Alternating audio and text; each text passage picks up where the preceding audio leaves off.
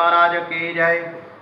विघ्नेश्वराय वरदाय सुरप्रियाय लंबोदराय सकलाय जगत्पिताय नागाननाय श्रुतियज्ञविभूषिताय गौरीसुताय गणनाथ नमो नमस्ते। श्री गणपते नमो नमः।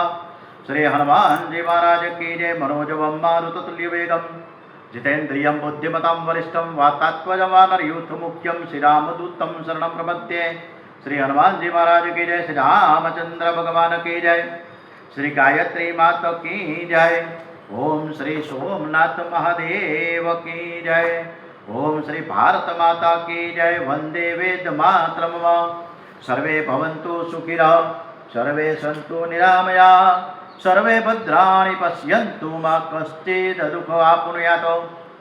श्रद्धां मेघाय स प्रज्ञां विद्यां पुष्टि श्रियं बलं तेज आयुष्यम् आरोग्यं देहि मे हव्यवहर। ओम नमो भगवते वासुदेवाय। श्री कृष्ण कन्हैयालाल की जय। डोंगरे जी महाराज की जय। श्री सुखदेव जी महाराज की जय। आज 17મી એપ્રિલ અમાવસ્યા ચૈત્ર મહિનાનો છેલ્લો દિવસ છે। આપણા પિતૃઓને નમન અને વંદન સાથે એને શ્રદ્ધાંજલિ અર્પતા આપણે શ્રીમદ ભાગવતનું આ કથા આજની કથા આપણા તમામ પિતૃઓને જે સદગત છે એને સમર્પિત કરીએ એવા ભાવ સાથે આજની કથા તરફ 10મ સ્કંધમાં આગળ વધીએ। આજે ઓમ શ્રી સંતોષી માત की जय। શુક્રવારનો દિવસ છે।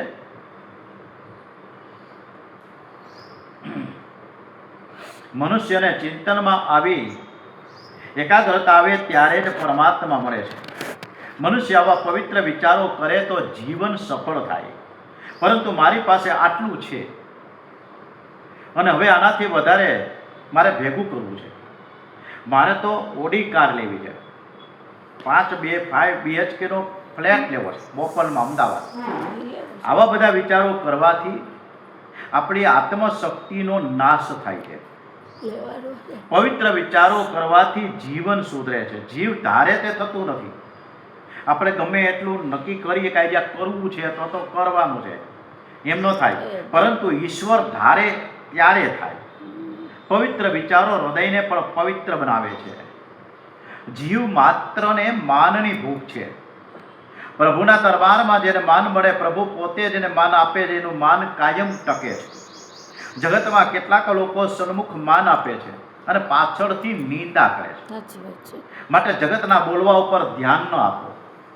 કોઈ આપણા માટે સારું બોલે તો તેના પ્રત્યે સદભાવ જાગે છે અને ખરાબ બોલનાર પ્રત્યે કુભાવ જાગે છે। આ જગતમાં મળેલું માન અને અપમાન ખોટું છે। માન અપમાનમાં જેનું મન અતિ શાંત રહે છે એ ભક્તિ કરી શકે છે। આપણા માટે ભગવાન શું કહેતા હશે તે વિચારો।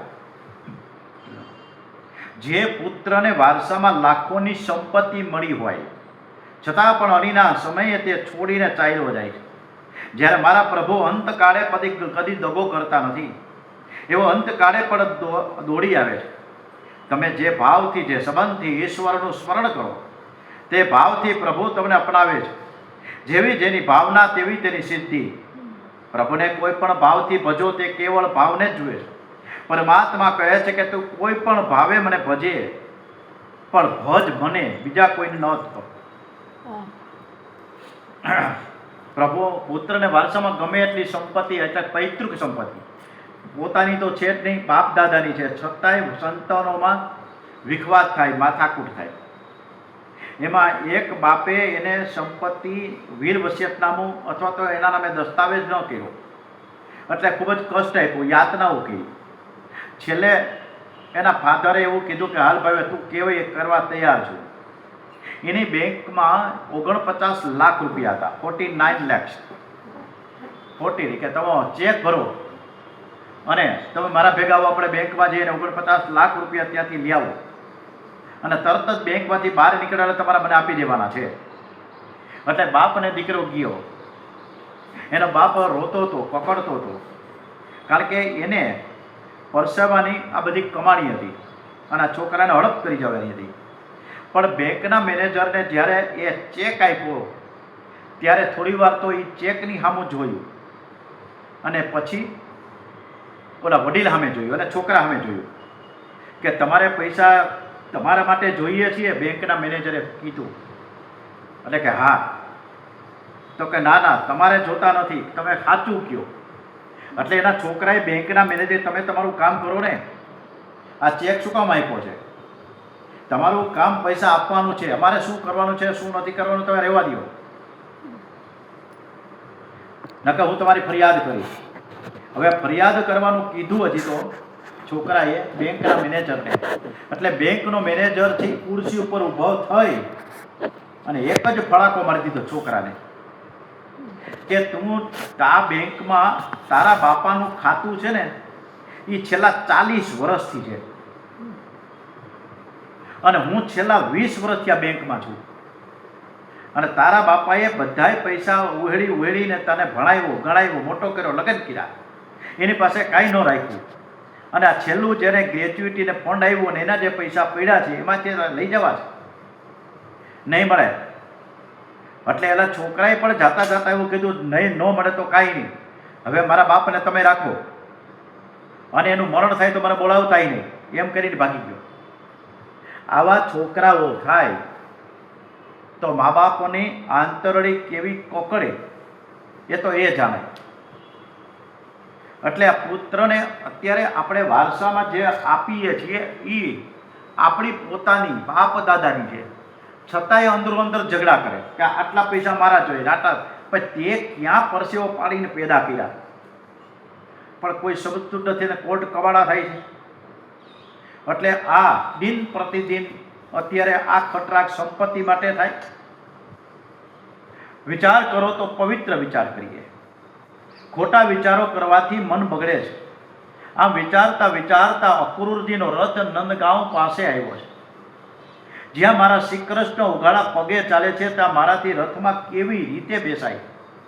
તેઓ શ્રી કૃષ્ણની ચરણ રજમાં આળોટે છે, તેમની દશા પાગલ જેવી થઈ ગઈ છે. લોભી માનવ પાગલ પૈસા માટે પાગલ થાય ત્યારે તેના હાથમાં પૈસા આવે છે, એમને પૈસા તો આવતા નથી. સવારથી હાઈ સુધી પૂછે મરવું પડે ત્યારે થાય. તો પછી પાગલ થયા વિના પરમાત્મા કેવી રીતે મળે? માટે પરમાત્મા માટે પાગલ બનો. અતિ લોભી જીવ પૈસા માટે પાગલ થાય છે, અતિ કામી જીવ કામમાં પાગલ થાય છે, પણ આ જીવ પરમાત્મા માટે પાગલ થતો નથી. જે પરમાત્મા માટે પાગલ થાય છે, દેહભાન ભૂલે છે, તેને જ પરમાત્મા મળે છે. અક્રૂરજીએ વંદન કરતા કરતા ગૌશાળામાં આવ્યા છે. અક્રૂરજીએ ઈચ્છા કરેલી કે મને શ્રી કૃષ્ણના દર્શન ગૌશાળામાં થાય. આજે એવું જ બન્યું. ગૌશાળામાં ગાયોને જ્યાં સુધી શ્રી કૃષ્ણ હાથ ન ફેરવે, અપનાવે નહીં, ત્યાં સુધી તે દૂધ આપતી નથી. કનીઓ ગૌશાળામાં ગાયો દોવાની તૈયારીમાં છે, ગ્વાલ મિત્રો પણ ત્યાં ઊભા છે. અક્રૂરજીએ શ્રી કૃષ્ણના દર્શન કર્યા, શરીરમાં ભારે રોમાંચ આવ્યો છે, આંખો ભીની થઈ ગઈ, ગળું ભરાઈ ગયું, પ્રેમથી ગળગળા બની ગયા, મુખમાંથી એક શબ્દ પણ નીકળતો નથી. લાકડી ઢળે એમ અક્રૂરજી ઢળી પડ્યા છે. અક્રૂરજીને ઈચ્છા હતી કે હું પ્રભુને વંદન કરું, ત્યારે મારા પ્રભુની નજર મારા ઉપર પડે. પ્રભુએ પ્રેમ ભરી નજરે અક્રૂરજીની સામે જોયું છે. અક્રૂરજીની ઈચ્છા છે કે પ્રભુ મારા માથે હાથ પધરાવશે. પ્રભુએ અક્રૂરજીની ઈચ્છા પણ પૂરી કરી. પ્રભુએ અક્રૂરજીના માથા ઉપર વરદ હસ્ત પધરાવ્યો છે. અક્રૂરજીનો બધો જ સંકોચ ઉગડી ગયો. ભગવાન અક્રૂરને કહે ઉઠો ઉઠો. અક્રૂરજીને થાય છે કે ઉઠો ઉઠો બોલે છે, પણ મને હજી કાકા કહીને બોલાવતા નથી. શું શ્રી કૃષ્ણ મને કાકા કહીને નહીં બોલાવે? મેં બહુ જ પાપ કર્યા છે. વિદુરજી અને સુલભા જ્યારે એની કુટિયામાં, કૃષ્ણ કુટીરમાં જ્યારે ધૂન ભજન કીર્તનમાં મસ્ત હતા, ત્યારે દ્વારિકાધીશે બારણું ખકડાયું. ત્યારે એ બે જણા વિચતા હતા કે મને કાકા કહીને બોલાવે, અને સુલભા પણ વિચતી હતી કે તમને જો કાકા કહે તો મને પણ કૃષ્ણ ભગવાન કાકી કહે છે ને. અહીંયા પણ અક્રૂરજી એમ કહે છે કે મને કાકા કહીને બોલાવે. મારા પ્રભુ મારી ઈચ્છા પૂરી નહીં કરે તો પછી બીજું કોણ કરશે? મારા પ્રભુ કાકા કહીને બોલાવે ત્યાર પછી જ હું તેના ચરણોમાંથી ઊભો થઈશ. મારે પાણી પણ પીવું નથી, મને પ્રભુ પાસે બીજું કશું માંગવાની ઈચ્છા નથી. ફક્ત એકવાર મને કાકા કહીને બોલાવે તો મારું મરણ સુધરશે. કનૈયો અક્રૂરજીને માથે હાથ પધરાવીને કહે છે કાકા ઉઠો. પછી અક્રૂરજીને બાથમાં લઈને ભેટી પડ્યા. મારો જીવ મારી સન્મુખ આવ્યો છે. જીવ પરમાત્માને શરણે આવે છે ને ત્યારે પરમાત્મા તેને આલિંગન આપે છે. કનૈયો અક્રૂર કાકાનો હાથ પકડીને ઘેર આવ્યા છે. નંદ બાબા અક્રૂરજીનું સ્વાગત કરે છે. સ્નાન અને ભોજન બાદ પથારીમાં બેઠા છે. ત્યારે નંદ બાબા કુશળ સમાચાર પૂછે છે. અક્રૂરજી કહે બાબા બધા જ મજામાં છે. તમને બધા જ યાદ કરે છે. નંદ બાબા અક્રૂરને પૂછે કે તમારા આવવાનું કારણ શું છે? અક્રૂરજી કંસ એક મોટો ધનુષ્ય યજ્ઞ કરે છે. યજ્ઞના દર્શન માટે હું ખાસ આમંત્રણ આપવા આવ્યો છું. કંસ રાજાની મને આજ્ઞા થઈ છે કે નંદ બાબા રામકૃષ્ણને સાથે લઈ આ યજ્ઞના દર્શન કરવા માટે મથુરા આવે. કનૈયો 11 વર્ષનો થઈ ગયો છે, છતાં હજુ એક વાર પણ મથુરા આવ્યો નથી. તેથી કંસ રાજાની ને બધાની એવી ઈચ્છા છે કે તમે બધા યજ્ઞના દર્શન કરવા માટે મથુરા પધારો. કંસ રાજાએ તો કનૈયા માટે પોતાનો સોનાનો રથ મોકલ્યો છે. કૃષ્ણ મથુરા જાય છે. એવી ગોપ બાળકોને ખબર પડતા સૌ બાળકો દોડતા દોડતા નંદજી પાસે આવ્યા છે અને કહે છે કે બાબા અમને પણ તમે સાથે લઈ જાઓ. અમને કનૈયા વગર ગમતું નથી. અમે સાથે નહીં આવીએ તો કનૈયાને કોણ સાચવશે? આજે બાળકો જગતના સાચવનારને સાચવવાનું કહે છે. બાળકો કહે બાબા કનૈયો મારા વિના સૂનો પડી જશે. જોકે બાળકોની વાતે સાચી છે. બાળકોને કનૈયો ઓતપ્રોત છે. નંદ બાબા બાળકોને કહે કે તમે ઘેર જાઓ, તમારા માતા પિતા આજ્ઞા આપે તો સૌ આવજો. બાળકો ઘેર જાય છે. કનૈયો માને કહે કે માં આવતીકાલે હું મથુરા જવાનું છું. અને આ સાંભળી યશોદા મૈયાનું હૈયું હાથમાં રહેતું નથી. તમને કનૈયો પ્રાણ કરતાં પણ અધિક પ્યારો છે. તેઓ નંદ બાબાને કહે કે આ રથ જોઈ તમે ભૂલા પડશો નહીં. કંસ કપટી છે, એની દાનત સારી નથી. મને છેલ્લા 2-3 દિવસથી ખરાબ સ્વપ્નો આવે છે. હું વિચારતી હતી કે મને આવા સ્વપ્નો કેમ દેખાય છે. હું તમને શું કહું? તમે જે અક્રૂર સાથે વાતો કરો છો તે અક્રૂર મને કાળ જેવો દેખાય છે. એ ભલે તમને સારો લાગે પણ મને તો એ ક્રૂર લાગે છે. રાત્રે બધાને નિંદ્રા આવી છે પણ યશોદા મૈયા જાગે છે. યશોદા મૈયા કનૈયાને પથારીમાં સુવડાવી પાસે બેઠા છે. વારંવાર પીઠ થાંભળે છે, માથે હાથ ફેરવે છે. તેમને બિલકુલ ચેન પડતું નથી. આજે કનૈયો મારી પથારીમાં છે, આવતીકાલે નહીં હોય. એના વિયોગમાં હું કેમ જીવી શકીશ? આવતીકાલે શું થશે? મથુરામાં ગયા પછી શું થશે? માને ગભરામણ થાય છે. તેઓ પથારીમાંથી ઊભા થઈને આંગણામાં આવ્યા. તેઓ આંગણામાં બેસીને રડે છે. એવામાં કનૈયો જાગ્યો. માને પથારીમાં ન જોતા માને શોધવા માટે બહાર આવ્યા છે. આંગણામાં બેસીને મા રડી રહ્યા છે, જુએ છે. જઈને માના ગળામાં હાથ નાખે છે. પોતાના પિતાંબરથી માના આંસુ લોહીછા. કહે છે કે મા તું કેમ રડસ? મા હું તારો દીકરો છું, તું જે કહીશ એ કરવા તૈયાર છું. પણ મા તું રડીશ નહીં. તું રડે છે ત્યારે મને દુઃખ થાય છે. યશોદા મા કહે બેટા મને કાંઈ થતું નથી, પણ આવતીકાલે તું જવાનું છે તેનું મને દુઃખ થાય છે. મારો કનૈયો મારી આંખથી દૂર ન જાય એ જ મારી ઈચ્છા છે. મારું સર્વસ્વ તારા મુખડામાં છે. તારા આધારે મારું જીવન ચાલે છે. મને છોડીને તું જઈશ નહીં. કનૈયો માને સાંત્વન આપતા કહે છે કે મા મારે પણ જવું નથી, પણ કંસ મામાની આજ્ઞા છે એટલે ન જાવ તો મામાને ખોટું લાગે. તો મારી ચિંતા ન કર, હું જવાનું છું. તેથી શું થયું? મા હું જરૂર પાછો આવીશ. આ શબ્દ સાંભળતા જ માને આનંદ થયો છે. મારો દીકરો જે બોલે તે પ્રમાણે સાચું જ કરે છે. એ મને કહે છે કે હું પાછો આવીશ એટલે જરૂરથી પાછો આવશે. પણ મા આનંદના અતિરેકમાં પૂછવાનું ભૂલી ગયા કે તું ક્યારે પાછું આવીશ. કોઈ માનવની અપેક્ષા રાખવી નહીં. આપણે બધા જ માણસની અપેક્ષા બહુ રાખીએ છીએ, આશા બહુ રાખીએ છીએ. પણ ડોંગરજી મહારાજ કે કોઈ પણ માણસની અપેક્ષા રાખવી નહીં અને પરમાત્માની આશા છોડવી નહીં. વ્રજવાસીઓ એ આશાથી જીવે છે કે કનૈયાએ કહ્યું છે કે આવીશ એટલે જરૂર આવશે. યશોદા મૈયા પણ કનૈયાને મળવાની આશાએ પોતાના પ્રાણ ટકાવી રાખ્યા છે. પ્રાતઃકાળ થયો. યશોદા મૈયાએ કનૈયા બલરામને જગાડ્યા.